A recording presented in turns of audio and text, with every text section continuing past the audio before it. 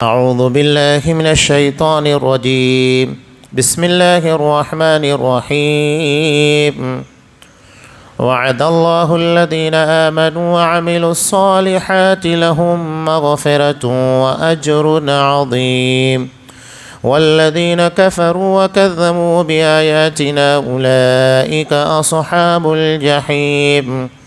يا أيها الذين آمنوا اذكروا نعمة الله عليكم إذ هم قوم أن يبسطوا إليكم أيديهم فكف أيديهم عنكم واتقوا الله وعلى الله فليتوكل المؤمنون.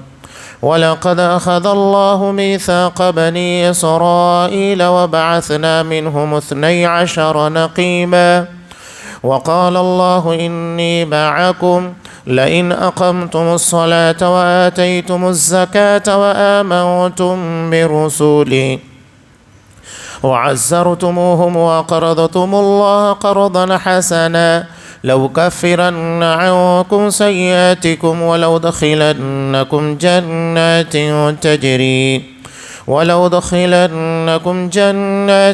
تجري من تحتها الأنهار فمن كفر بعد ذلك منكم فقد ضل سواء السبيل. فبما نقضهم ميثاقهم لعناهم وجعلنا قلوبهم قاسية يحرفون الكلم عن مواضعه ونسوا حظا مما ذكروا به ولا تزال تطلع على خائنة منهم إلا قليلا منهم فاعف عنهم واصفح إن الله يحب المحسنين. اللہ تعالیٰ کا وعدہ ہے جو ایمان لائے اور نیک عمل کرے ان کے لیے وسیع مغفرت اور بہت بڑا اجر اور ثواب ہے. جن لوگوں نے کفر کیا اور ہمارے احکام کو جھٹلایا وہ دوزخی ہیں. اے ایمان والو، اللہ تعالیٰ نے جو احسان تم پر کیا ہے اسے یاد کرو. جب ایک قوم نے تم پر دست درازی کرنی چاہی تو اللہ نے ان کے ہاتھ کو تم تک پہنچنے سے روک دیا. اور اللہ تعالیٰ سے ڈرتے رہو اور مومنوں کو اللہ تعالیٰ پر ہی بھروسہ رکھنا چاہیے. اور اللہ تعالیٰ نے بنی اسرائیل سے عہد و پیمان لیا اور انہی میں سے 12 سردار ہم نے مقرر فرمائے.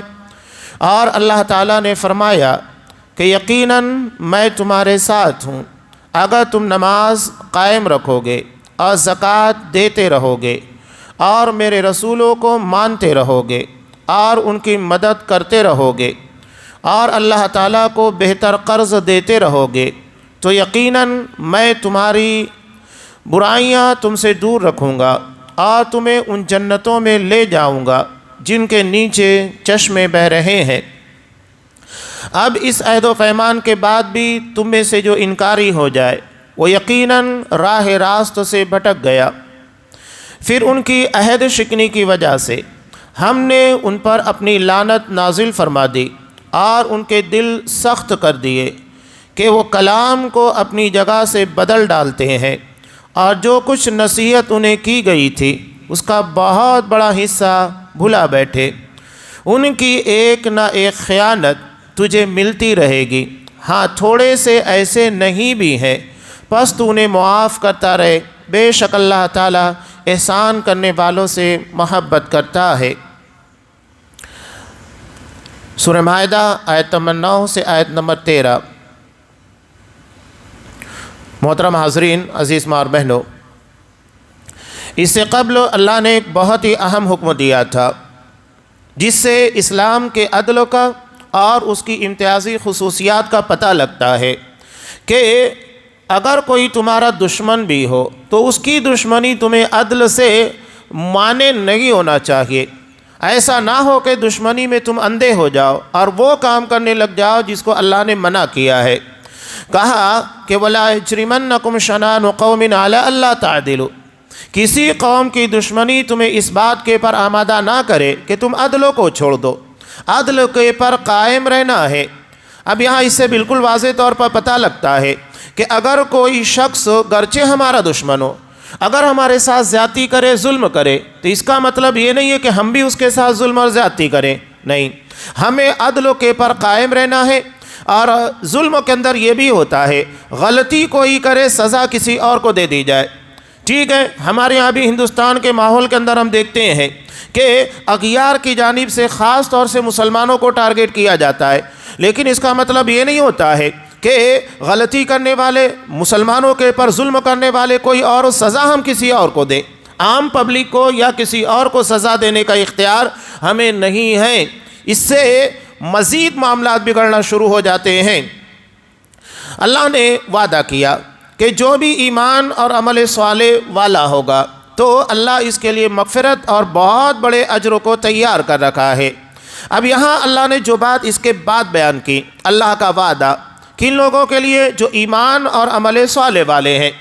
ایمان عقیدہ توحید کو کہا جاتا ہے کہ اللہ پر جیسا ایمان و یقین ہونا چاہیے ویسا ایمان رکھیے گا، اور عمل صالح حکم اللہ کا، طریقہ رسول اللہ کا، یعنی جس کام کے کرنے کا حکم اللہ تبارک و تعالیٰ نے دیا اسے ہم نبی کریم صلی اللہ علیہ وسلم کی سنت کے مطابق بجا لائیں، یہی عمل صالح ہے۔ بہت آسان سی تعریف ہے کہ اللہ کے حکموں کو نبی کے طریقے کے مطابق بجا لانا، یہ عمل صالح بن جاتا ہے۔ جیسا کہ اللہ نے نماز کا حکم دیا، اقیم الصلاۃ، نماز قائم کیجئے۔ اللہ نے زکوٰۃ کا حکم دیا، وآتوا الزکاۃ، زکوٰۃ کو قائم کرو، زکوٰۃ کو ادا کرو۔ اب ان احکامات کو نبی کی سنت کے مطابق بجا لانا، نماز جیسا نبی نے ادا کی، زکوٰۃ جس طریقے سے نبی نے ادا کی اسی طریقے کے مطابق ادا کرنا، یہی عمل صالح ہے۔ ہم دین میں اپنی مرضی، اپنا اختیار نہیں چلائیں گے۔ قرآن نے نبی کریم صلی اللہ علیہ وسلم کو بھی صاف حکم دیا کہ ہم نے آپ کی طرف وحی کی، ثم جعلناک علی شریعہ، اور اس کے بعد ایک شریعت اور ایک دین کے پر، واضح احکامات کے پر ہم نے آپ کو قائم کر دیا، فاتبعھا، چنانچہ آپ اسی کی پیروی کیجیے گا۔ یہ نبی کو حکم دیا جا رہا ہے کہ اللہ نے آپ کو ایک دین دیا ہے، آپ کو اسی دین کو فالو کرنا ہے۔ جب نبی کو اس بات کا حکم ہے تو سوچئے کہ امتیوں کے لیے بات کتنی زیادہ اہمیت کی حامل ہو جاتی ہے کہ ہم اسی چیز کو فالو کریں جس کو اللہ نے حکم دیا ہے، جو ہمارا دین، ہماری شریعت ہے۔ اگر ہم دین اور شریعت کے خلاف جائیں گے کوئی عمل اللہ کا قبول ہونے والا نہیں ہے۔ وَمَن يَبْتَغِ غَيْرَ الْإِسْلَامِ دِينًا فَلَن يُقْبَلَ مِنْهُ، کہ اگر کوئی شخص اسلام کو چھوڑ کر کسی اور دین کو فالو کرے گا اللہ کے وہ قابل قبول نہیں ہے۔ یہ واضح دو ٹوک قرآن مجید کے اندر اعلان کیا گیا، ان الدین عند اللہ الاسلام، اللہ کے نزدیک دین صرف اسلام ہے، اسلام کے علاوہ کوئی اور دین اللہ کے ہاں قابل قبول نہیں ہے۔ تو یہ بات ہر کسی کو اچھے طریقے سے سمجھ لینا چاہیے کہ اصل چیز دین کی پابندی ہے۔ دین کو اپنے مزاج کے مطابق چلانا یا اپنی رائے کو پیش کرنا یہ اللہ کو مطلوب نہیں ہے۔ اللہ نے جو بھی دیا ہے چپ چاپ اس کے مطابق چلنا ہے۔ کتنا واضح اشارہ ملتا ہے کہ جب آپ صلی اللہ علیہ وسلم صحابہ کو لے کر، حضرت ابو واقد اللیثی رضی اللہ تعالیٰ عنہ کہتے ہیں ابھی ہم نئے نئے مسلمان ہوئے تھے، اور اس کے بعد جب ہم آپ کے صلی اللہ علیہ وسلم کے ساتھ سے گزر رہے تھے تو ایک جگہ کے پر وہاں مشرکین نے بیری کے درختوں کو عزت کے قابل سمجھ لیا تھا، تبرک کے قابل۔ تو ہم نے آپ صلی اللہ علیہ وسلم سے مطالبہ کیا کہ اللہ کے رسول ہمارے لیے بھی اسی طرح بابرکت بیر کا درخت بنا دیجئے جیسا کہ مشرکین کا ہے۔ تب آپ صلی اللہ علیہ وسلم نے کہا سبحان اللہ، اللہ پاک ہے، یہ تو تم اسی طرح مطالبہ کر رہے ہو جیسا کہ قوم موسیٰ نے مطالبہ کیا تھا، اجعل لنا الہا کما لہم آلہہ، ہمارے لیے بھی اسی طرح معبود بنا دیجئے جیسا کہ ان کا ایک معبود ہے۔ تو مطالبے کے پر شریعت نہیں نازل ہوتی ہے کہ ہم مطالبہ کریں ایسا دین ہونا چاہیے، ایسے احکامات ہونا چاہیے، نہیں، اللہ نے جیسا دین بنایا ہے چپ چاپ اس کو فالو کرنا ہے، یہی دراصل اصل دین ہے۔ اب اس کے بعد آگے اللہ نے ارشاد فرمایا والذین کفروا، اور اگر کوئی کفر کا راستہ اختیار کرتا ہے، جو دین جو شریعت اللہ نے نازل کی اس کو نہیں مانتا، وکذبوا، اور اس کا انکار کرتا ہے، تکذیب کرتا ہے، وَكَذَّبُوا بِآيَاتِنَا، ہماری آیات کی تکذیب کرتا ہے، تو ان لوگوں کے لیے جہنم کا عذاب تیار کیا گیا ہے۔ اب یہاں سے ایک نئے پیراگراف کا آغاز ہو رہا ہے کہ مسلمانوں کو حالات کے پر بہت گہری نظر رکھنا چاہیے۔ بسا اوقات اگر اللہ تبارک و تعالیٰ تمہیں کسی فتنے سے بچا لیتا ہے تو یہ آنے والے کسی بہت بڑے فتنے سے بچانے کی وجہ ہوتی ہے۔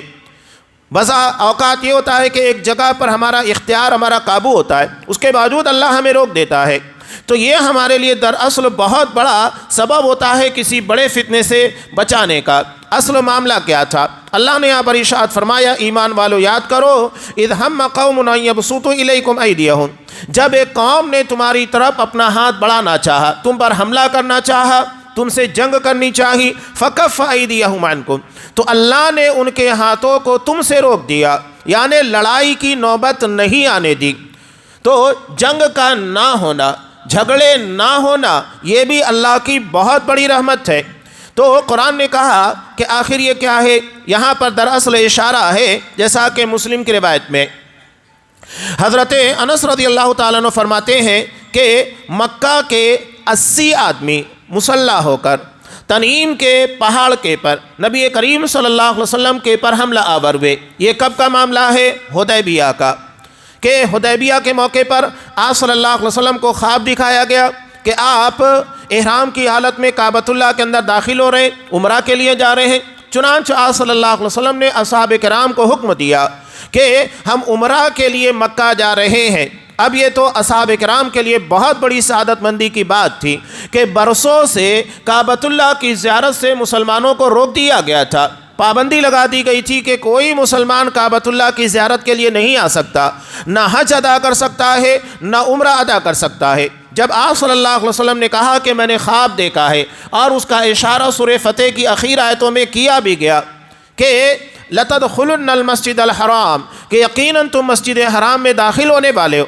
چنانچہ صحابہ کرام جن کی تعداد تقریباً 1400 تھی، انہیں اپنے ساتھ لیا۔ احرام کی حالت میں تمام صحابہ حج عمرہ کے لیے نکل چکے تھے، اور جب حدیبیہ کے مقام پر پہنچے تو انہیں روک دیا گیا۔ حدیبیہ ایک کنواں ہے، اور اسی کنویں کی بنیاد کے پر اس علاقے کو حدیبیہ کے مقام سے جانا جاتا ہے، جیسا کہ بدر، وہاں پر ایک کنواں ہے، اس کا نام ہی بدر تھا، اور اسی بنیاد کے پر اسے بدر کے علاقے سے تعبیر کیا جاتا ہے۔ تو کنویں کی نسبت سے اس علاقے کو یاد کیا جاتا ہے، اس کا نام دیا گیا۔ تو یہاں پر بھی حدیبیہ ایک کنواں تھا، وہاں پر اصحاب کرام کو روک دیا گیا کہ تم مکہ میں داخل نہیں ہو سکتے۔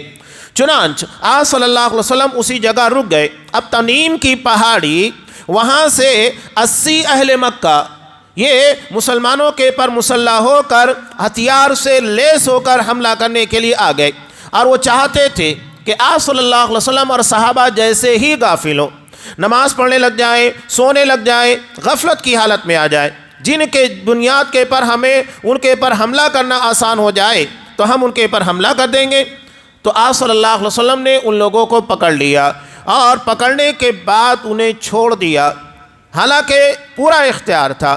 لیکن معاملہ کیا تھا کہ اگر ان لوگوں کو چھیڑا جاتا تو یقینی بات تھی کہ مسلمان جس ارادے سے آئے ہوئے تھے، وہ احرام کی حالت میں تھے، عمرہ کرنا چاہتے تھے، آئندہ مکہ کا تو دروازہ ان لوگوں کے لیے کھلنے والا تھا، مسلمانوں اور مشرکین کے درمیان صلح ہونے والی تھی، وہ صلح نہیں ہو پاتی۔ اس کا مطلب یہ ہے کہ ایک مسلمان کو دور اندیش ہونا چاہیے، ذرا سی بات کے پر بہت بڑا بکھیڑا نہیں کھڑا کرنا چاہیے، بلکہ بڑے بڑے فتنوں کو دبانے کے لیے چھوٹی چھوٹی باتوں کو نظر انداز کر دینا چاہیے۔ یہاں قرآن نے وہی کہا کہ اگر وہاں ان 80 آدمیوں کو پکڑ لیا جاتا، اور پکڑنے کے بعد یا تو ان کو مارا جاتا، قیدی بنایا جاتا، نتیجہ کیا ہوتا؟ کیا مکے والے صلح کے لیے تیار ہوتے؟ مسلمانوں کے درمیان جو ایک عظیم فتح جسے قرآن مجید نے کہا فتح مبین، کیا وہ ہو پاتی؟ نہیں ہو پاتی۔ اور آئندہ سال کے لیے مسلمانوں کو مکہ میں عمرہ کرنے کا موقع ملتا؟ نہیں مل پاتا۔ تو ایک بہت بڑے فتنے کو دبانے کے لیے آپ صلی اللہ علیہ وسلم نے ان لوگوں کے ساتھ چھیڑخانی نہیں کی، حالانکہ واضح طور کے پر ان مشرکین کی ہی غلطی تھی، اس کے بعد بھی آپ نے چھیڑ چھاڑ نہیں کیا۔ اسی جانب یہاں اشارہ کیا جا رہا ہے۔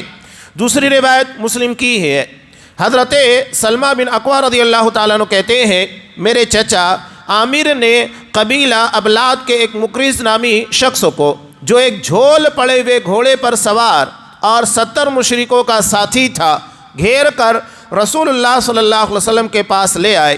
آپ صلی اللہ علیہ وسلم نے ان مشرکین کو دیکھا اور فرمایا انہیں چھوڑ دو، عہد نامہ حدیبیہ کی بدعہدی کے گناہ کی ابتدا بھی انہوں نے کی اور تکرار بھی انہی سے بھی، یعنی معاہدہ ہو چکا تھا کہ مسلمان اور مشرکوں کے درمیان 10 سال تک کوئی جنگ نہیں ہوگی۔ اس کے بعد بھی ان لوگوں نے حملہ کرنے کی سازش رچی تاکہ جو معاہدہ ہوا ہے وہ ٹوٹ جائے، ختم ہو جائے، اور اس طریقے سے ایک نئے فتنے کا آغاز ہو، لیکن اللہ تبارک و تعالیٰ نے اس فتنے سے مسلمانوں کو بچا لیا۔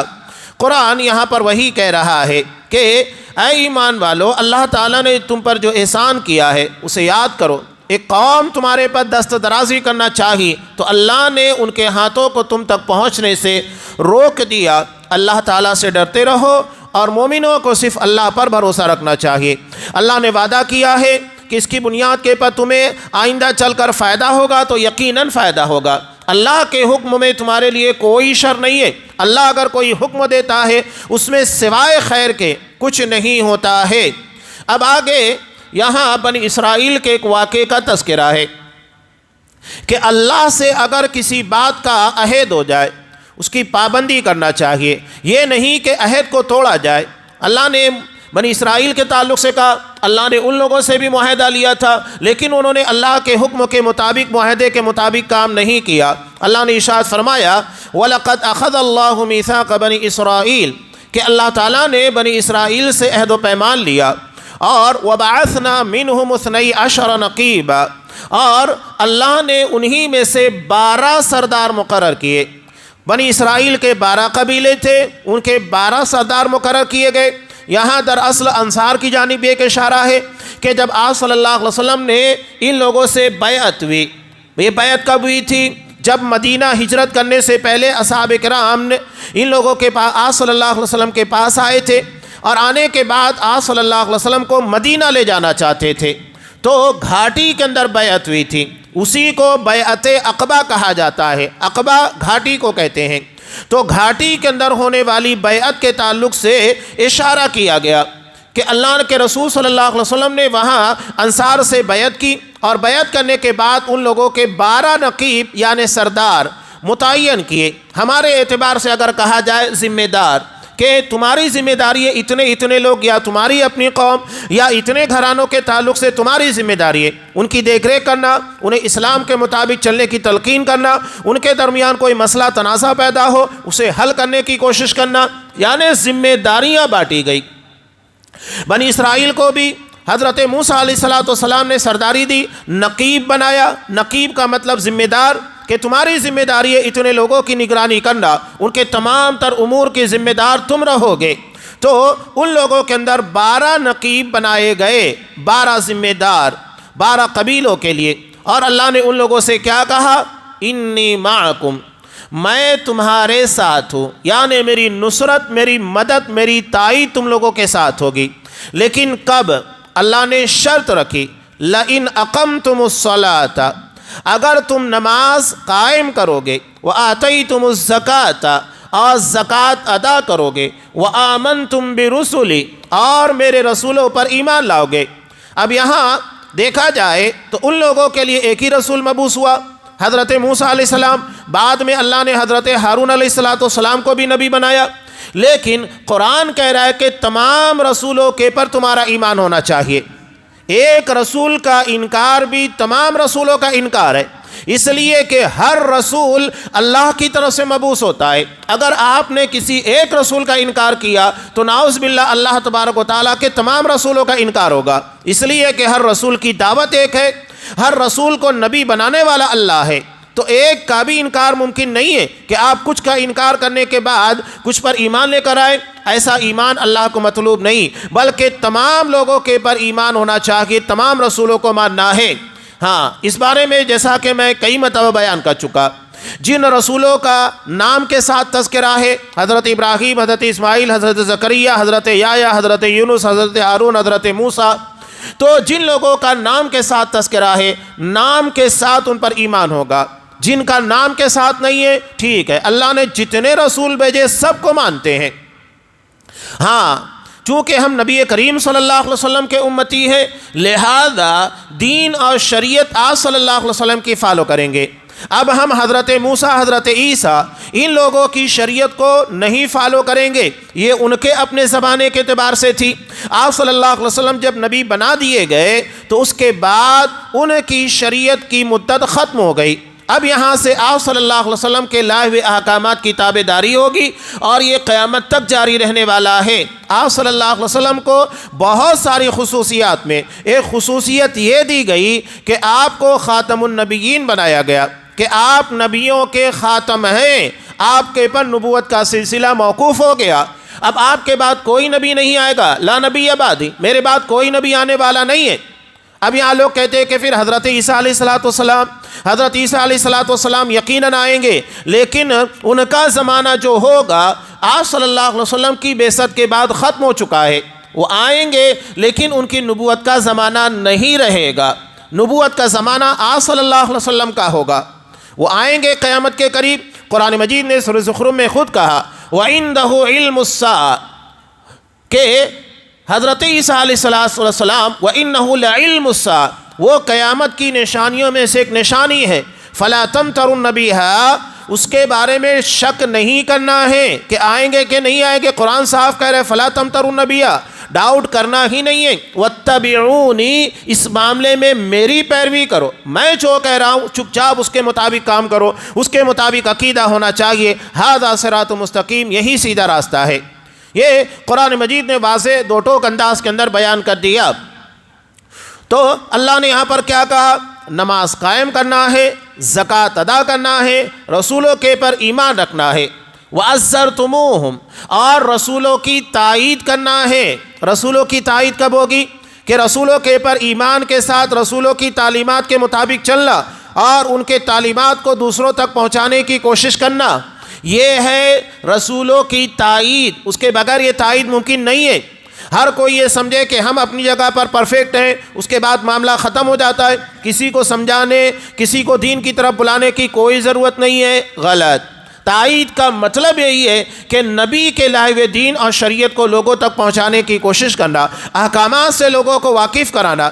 آپ صلی اللہ علیہ وسلم کو دیکھیے، مسجد نبی کے اندر جب موقع ملتا اصحاب کرام کو تعلیم دیتے۔ قرآن مجید نے آپ صلی اللہ علیہ وسلم کا جو وظیفہ بیان کیا وہ یہی تھا نا، وَيُعَلِّمُهُمُ الْكِتَابَ وَالْحِكْمَةَ کہ یہ نبی تمہیں کتاب اور حکمت کی تعلیم دیتا ہے۔ کتاب سے مراد قرآن مجید ہے اور حکمت سے مراد نبی کریم صلی اللہ علیہ وسلم کی احادیث ہیں۔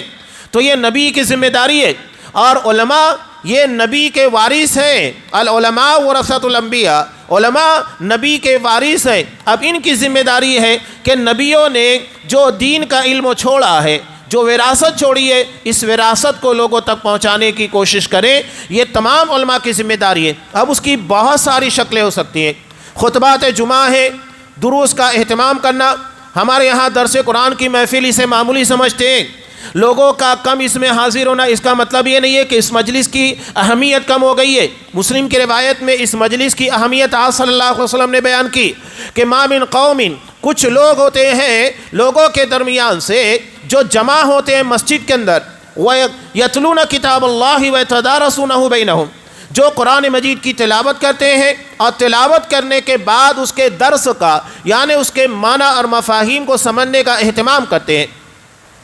چار بڑی فضیلتیں قرآن مجید کے درس کے اہتمام کے بارے میں آپ نے بیان کی۔ یہ فضیلت آپ کو کہیں اور نہیں ملنے والی ہے۔ کیا فضیلت آپ نے بیان کی؟ إِلَّا حَفَّتْهُمُ الْمَلَائِكَةُ فرشتے اسے گھیر لیتے۔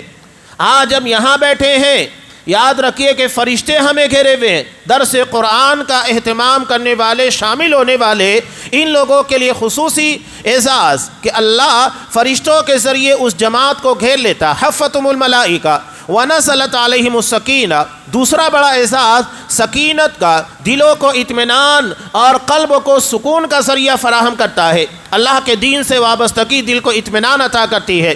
الا بذکر اللہ تطمئن القلوب کہ دلوں کو اللہ کے ذکر سے اطمینان ملتا ہے، اور اللہ تبارک و تعالیٰ کا قرآن سب سے بڑا ذکر ہے کہ آپ اس کو سمجھنے، سمجھانے، پڑھنے کا اہتمام کرنا۔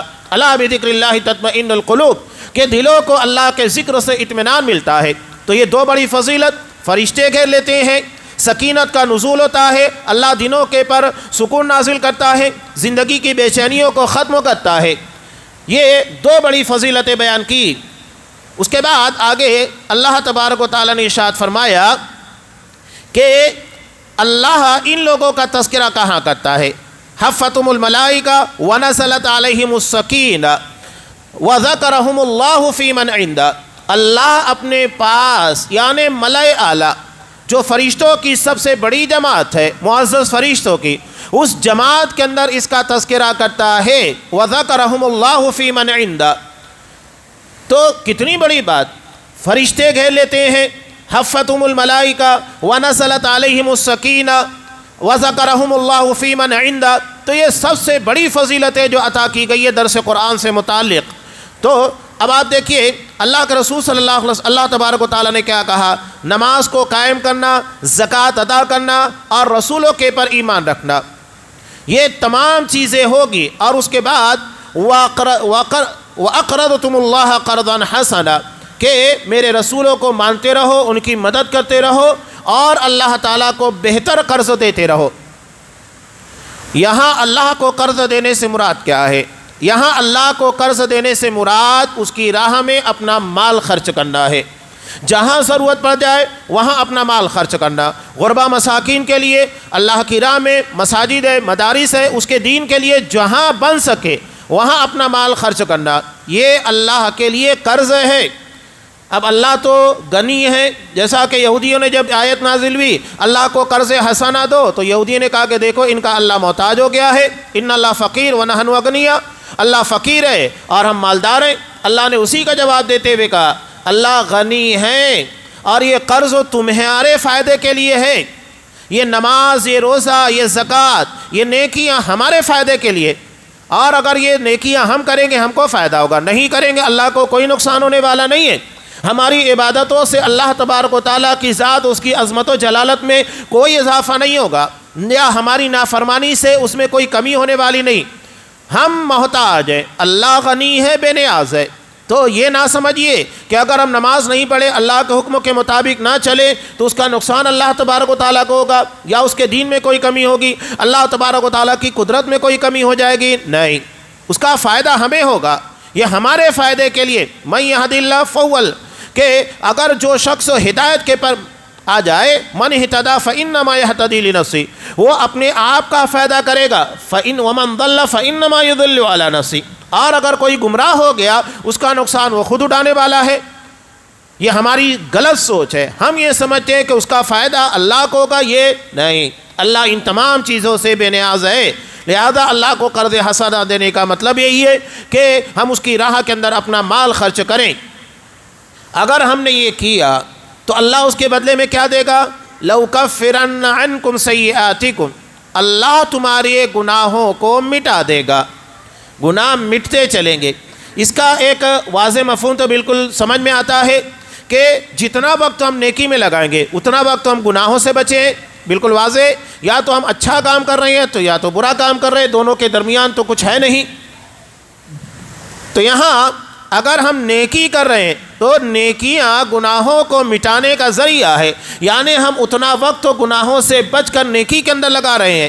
وَلَأُدْخِلَنَّكُمْ جَنَّاتٍ تَجْرِي مِن تَحْتِهَا الْأَنْهَارُ، اور تمہیں ایسے باغات میں داخل کرے گا جن کے نیچے نہریں جاری ہوں گی۔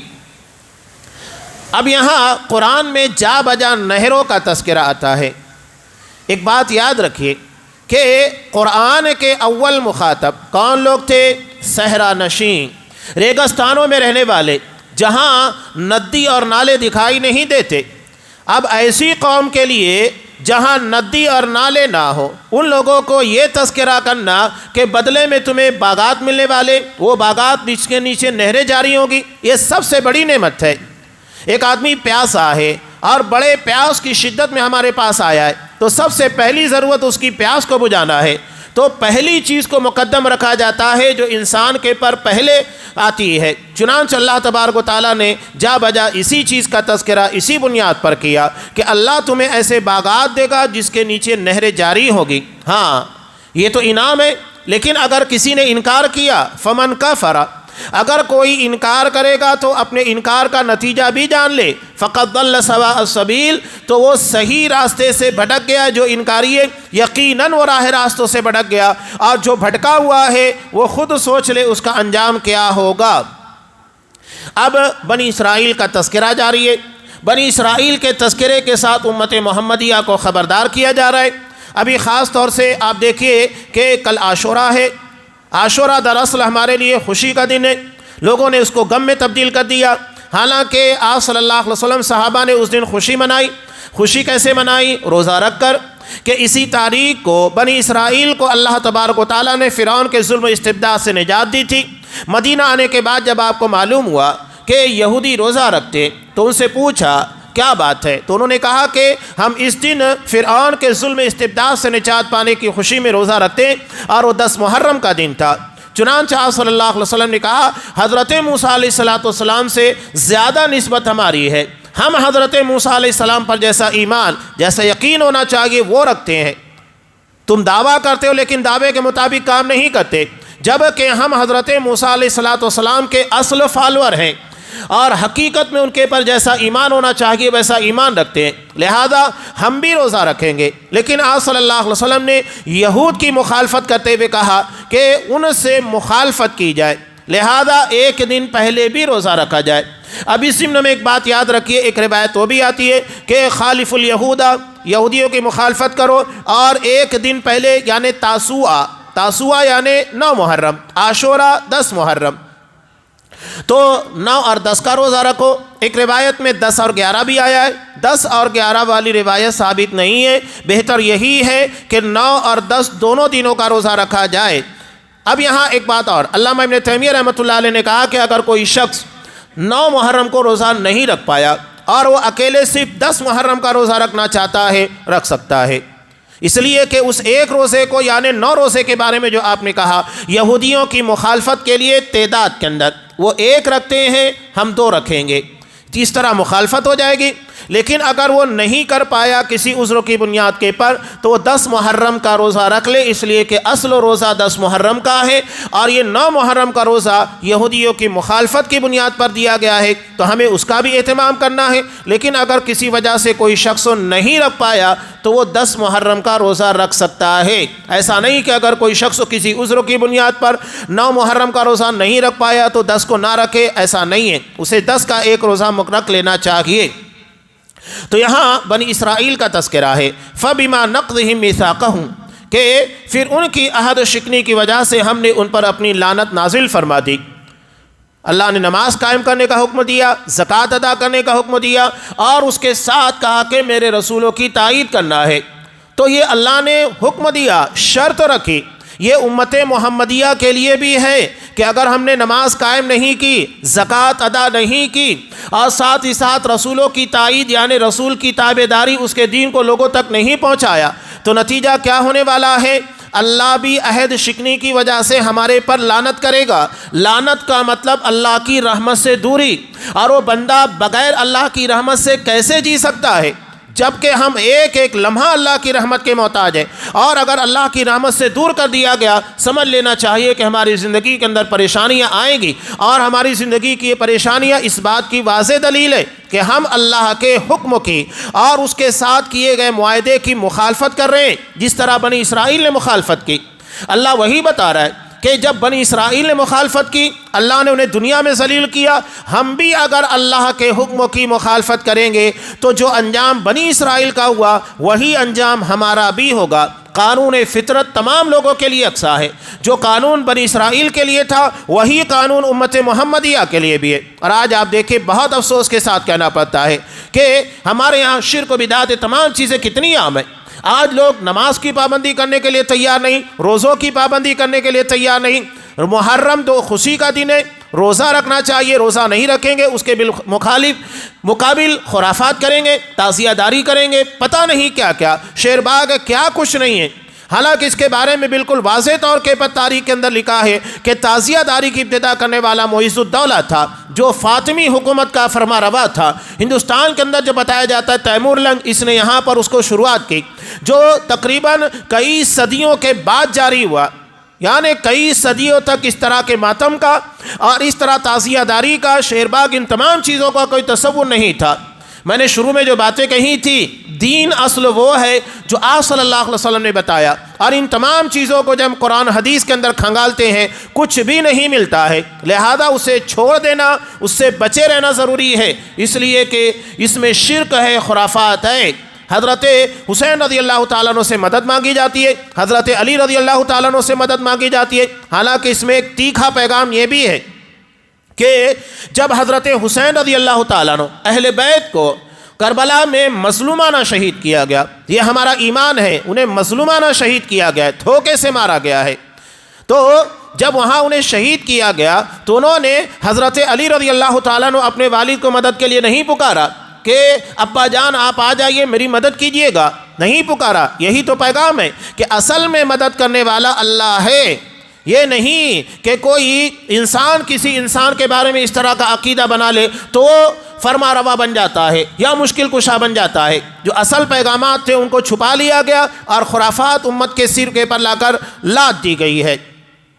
تو بنی اسرائیل نے جیسے جیسے گمراہی کا راستہ چنا تو ان لوگوں کے پر اللہ کی لعنت آئی، ان کے دل کو سخت کر دیا گیا، اور آج بھی آپ دیکھیے دل سخت ہو چکے ہیں۔ آپ قرآن بیان کیجئے، حدیث بیان کیجئے، کیا واقع کربلا کی حقیقت لوگوں کو نہیں بتائی جاتی ہے؟ کیا عاشورہ محرم کے تعلق سے اصل حقائق لوگوں کو نہیں بیان کیے جا رہے؟ اس کے بعد بھی دیکھیے لوگوں کے اندر کیا تاثر ہے۔ یہاں چند لوگ ہیں جو حقیقت سے آشنا اور محرم کا اور عاشورے کا صحیح احترام کرتے ہیں، لیکن بقیہ لوگ آپ 1% دیکھیں گے، بقیہ 99% لوگ کون ہیں؟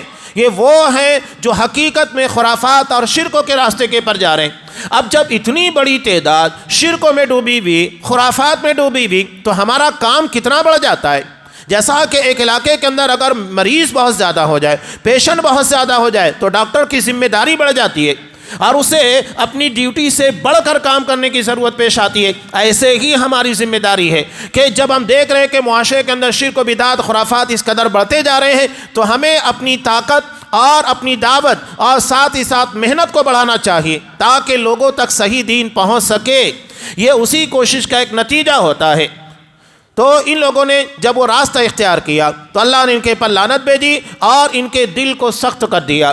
دلوں کی سختی بہت خطرناک چیز ہے کہ اگر دل نرم ہوتا ہے، اس کی مثال نرم و زمین کی طرح ہے، آپ اس میں بیج ڈالیں گے پودا نکلے گا، لیکن پتھریلی زمین کے پر بیج ڈالنے کے بعد نتیجہ کیا ہوگا؟ بیج بھی ضائع چلا جائے گا۔ تو ایسے ہی جو دل سخت ہو جاتے ہیں ان کے پر دعوت بھی رائے گا چلی جاتی ہے، آپ کتنا بھی ان کو سمجھاتے رہیے وہ دین ماننے کے لیے تیار نہیں ہوں گے۔